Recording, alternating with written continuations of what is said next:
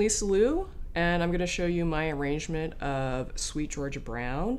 What I really wanted to start with was, since the song has 4 bars each of the dominant 7 chords, for instance, we start with an E7. I really wanted to expand the harmony and have this descending bass line, essentially. So I want to reharmonize the chords using that counterpoint.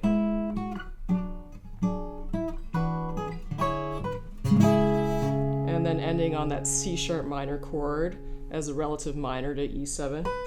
And then having this augmented chord to bring it back to that dominant 7 sound.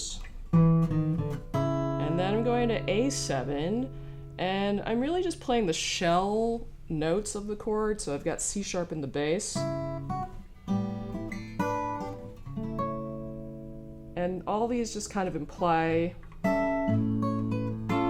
A7, and then I end with another augmented chord. And then I do a descending bass line again, F sharp, E, D, C, going to the relative minor, B minor for D7. Ending on B minor. Again, we have that augmented D7. And then I wanted to do something kind of bluesy, so I did that. This for the G fill, and then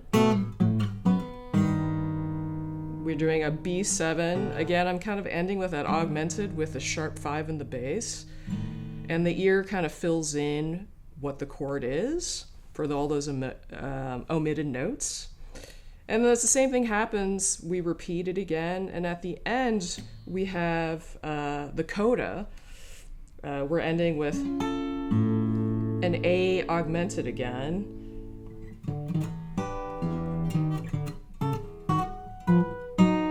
All this is kind of implying E minor to B7. And then we have the descending dominant 7 chords. And again, I just wanted to outline the bass line. So that would be.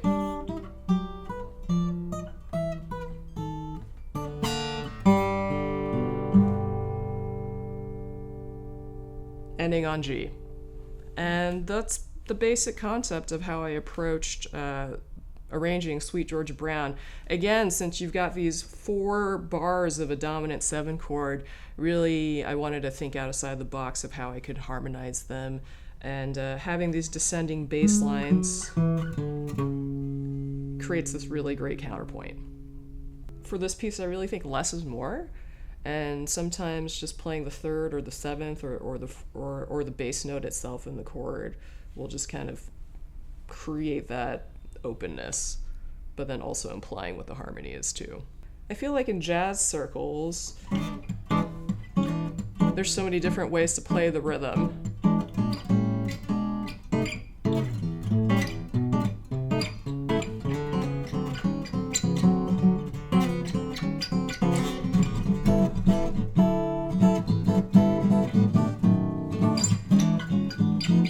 Since you have that 4 bars of a dominant 7 chord, you can really open it up. And so that's something that I was thinking too in my arrangement of how I really wanted to just get kind of like a classical counterpoint in my approach, but traditionally when it's played in a live jazz improvisation, it's pretty lively. You can play a Charleston, or you can play straight quarter notes.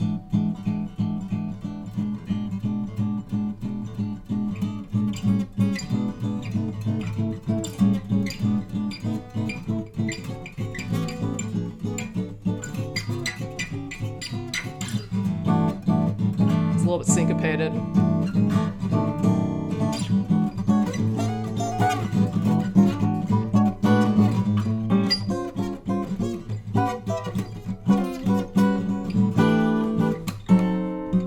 Chord voicings.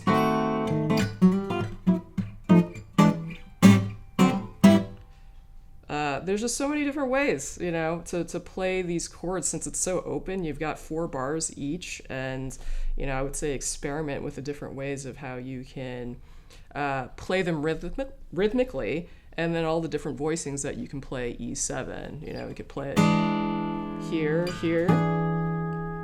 dominant 7 chord A7. If you've got 2 bars or more, you can do this walk up to the inversion with a 3rd in the bass. Sidestepping.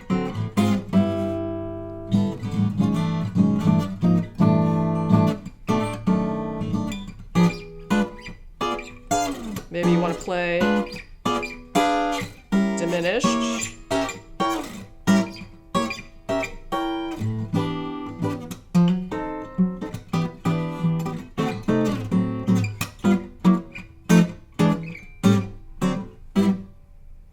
So